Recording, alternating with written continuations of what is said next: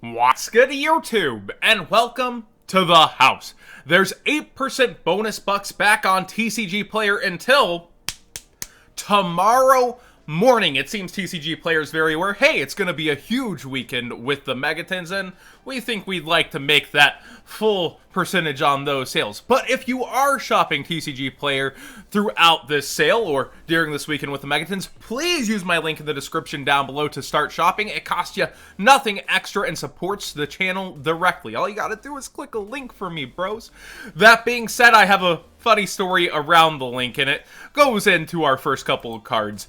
The Monarchs Erupt is something I've suggested since it was $2 and we saw that we had True Draco reprints incoming, and but Floodgates turn out to work really great with True Dracos, and it's one of the last cards that hasn't been reprinted in a while that True Draco players are clamoring for. So we see even the common having a ridiculous price point, $7+ once again. We have $10 for the Mega Pack Super Rare on its freshest listings, and we also see around $10 for its original. My opinion on this is, yes, you probably want to have access to this card if you're playing True Draco. I don't know a lot of competitive extra deck Draco people out there. But another card that goes with True Draco that was bought out last night happens to be, when I was on Facebook, I was like saying, hey, use my code if you're going to shop TCG Player, to somebody saying, well, if nobody has these cards, I'm going to go buy them on TCG Player. A guy comments below me saying, I've been thinking about doing a buyout. I'll use your link. And then he goes after the Mad Lad, all the ultimate rare pot of dualities. I'm just staring there like, this is one of the most insane buyouts of all time. Like, you're just going after one of the big ones while it's high price. This is pretty insane to me. And you see the market price of quote-unquote 95, so there were listings towards $90 that they're gone. And we see that the only ones left are a light play at 87, and nobody wants max rarity light played. And then you see a $100 one also under light play. And past that, he went after eBay as well. You can't use my link over there, I'm sorry. And now we see the lowest listed near mints are actually in Japan. So that's where this is coming from, at $200. So we'll see what it ends up going back to, but I think this opens a great conversation. I think this is actually an okay buyout, but I don't expect it to fall back out to like a point where you make money off of this buyout. I think if you just wanted to have a ton of ulti-pot dualities, you figured they're really good solid trade bait, then sure. But I think there will be trouble offloading this, because what was pot of duality's maximum meta price?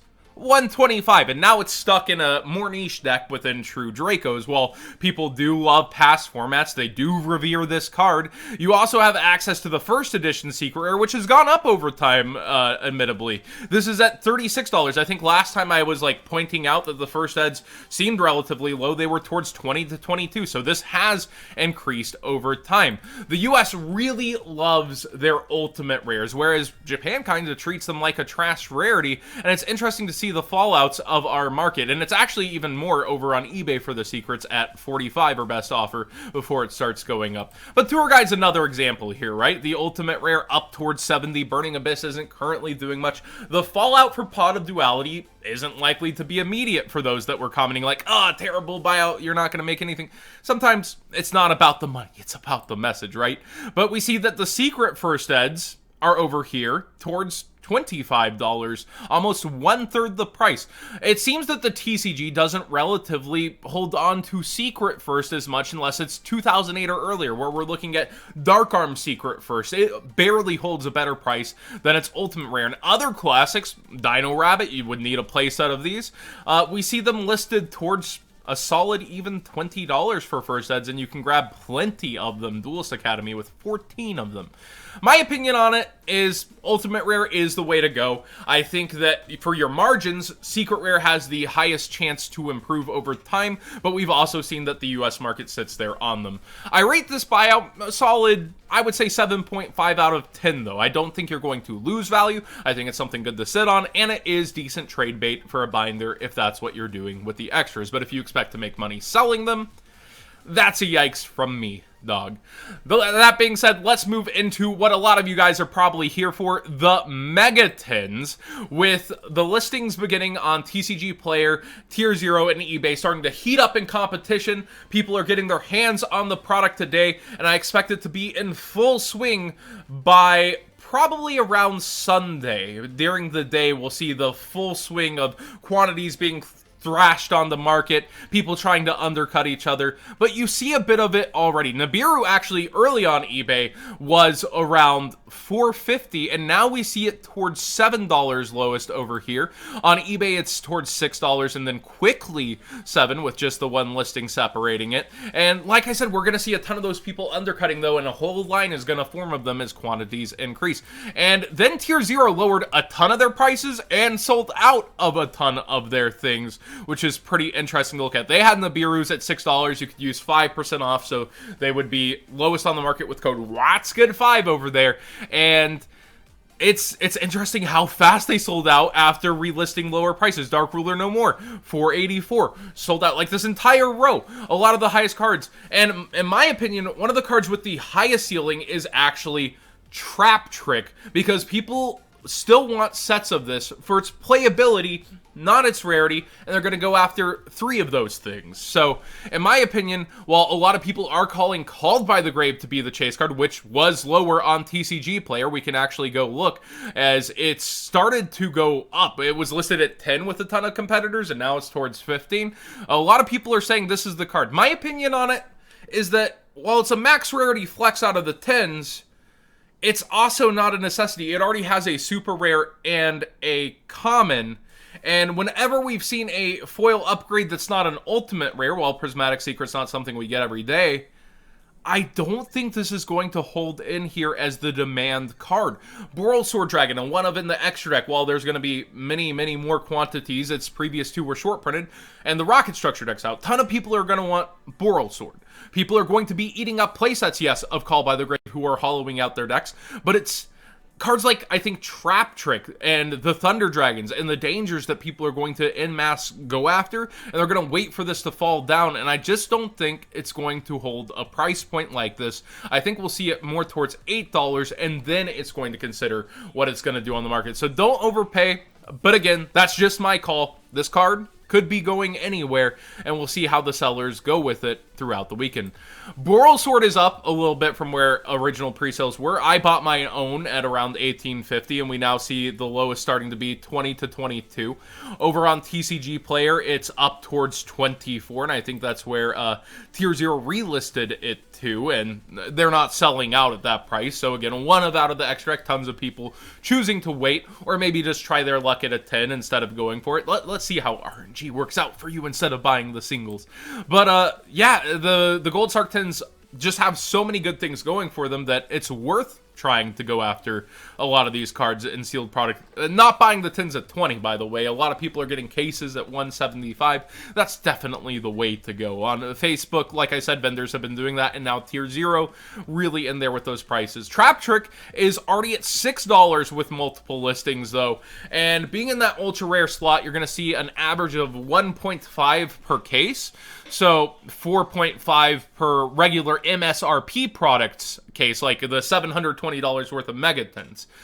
I think, again, this is what I would be going after personally early on. It's what's going to disappear off the market sooner than later, and a ton of Tier 2 strategies run this, and then you have other things like the Artifact Engine will probably start to go up as more people get their hands on these too, so I would keep an eye on that. The danger cards are what's interesting to me, because Snake is limited to 2, right? And you have Nessie limited to 2, and then Jackalope. I think Jackalope being a rarity upgrade is very good for it in the Megatins, and I think all the dangers will kind of tie in price. I think they're all going to be around the same. Nessie, Tsuchinoko, and Jackalope will all be very similar in price, as that's kind of the engine you want to play, and Jackalope out of the 10s is an upgrade. And I have a final note outside of the 10s. I'll get back to the 10s. This is my final tab. I just wanted to wrap up to this. The Strudo is going up slowly over time, and it's an amazing combo piece I would want to have for a lot of different decks within the metagame. And just to note, even the rares are really getting up there. So with so few quantities on market and the super rare being barely, more, just a couple bucks more, I would get the super rare before I get the rares, but I think they're all going to disappear relatively soon, and I'd love to see another reprint of Destrudo somewhere, as odd as that is to say. That being said, let's wrap back into the Megatins. Sealed cases of tins are relatively cheap versus the value of everything being offered. This is why I'm saying prices are going to crash on a lot of this in the next couple days. While people are getting their first hands on things, a lot of this is guessing. You have high price promos, even though there's RNG to the promos and there's a loser promo. You have different aspects to what's going to make money long term. People are going to be calling things like, say, Monster Reborn Prismatic as something to hold on to long term, so maybe those won't be as much on market, because when are we going to get another Prismatic Monster Reborn? Is this a really good rarity for it? But we did just get a secret rare of that in Battles of Legends, so I think that also conflicts a little. I think there's so many different ways to approach the long-term freebie investments from the tins, as well as what's going to sell like hotcakes in the next 3 weeks and kind of disappear quantity from the market despite the oversaturation of these tins. I do think we're in for a situation similar to Dual Power. I do think we're going to see very, very high quantities past what anybody expects for this market. Like, I think it's going to be flooded. But at the same time, it's all amazing cards, still within the metagame, and the no sooner than does not expire until October. So make your decisions wisely. Decide what you want to get as singles versus are you trying to pack product, and then within these first 2 weeks is your time to move before some things will start to lessen in quantities and some things will start to go up in price. Thank you so much for watching. Please subscribe if you haven't already. Give this video a thumbs up if you enjoyed the topics. Remember to use my TCG player link in the description down below if shopping the sale, and let me know what you think about the tins. What do you think are the best investments out of the tin? Like, what are you going to keep and not just hawk off immediately? Or is it just get every penny of value because it's going to be so oversaturated? Let me know how you're going to approach it, because I know a lot of people plan to buff their trade binders with cards in the tins. So I find that a very interesting strategy that tends to depreciate quickly, and then maybe some things rise over time, but there's not a lot of winners long term when we look at past Megatins and their sets, and it's kind of meant to be that way. Konami will reprint a lot of these cards, so be careful with that approach. Thanks for watching, everybody.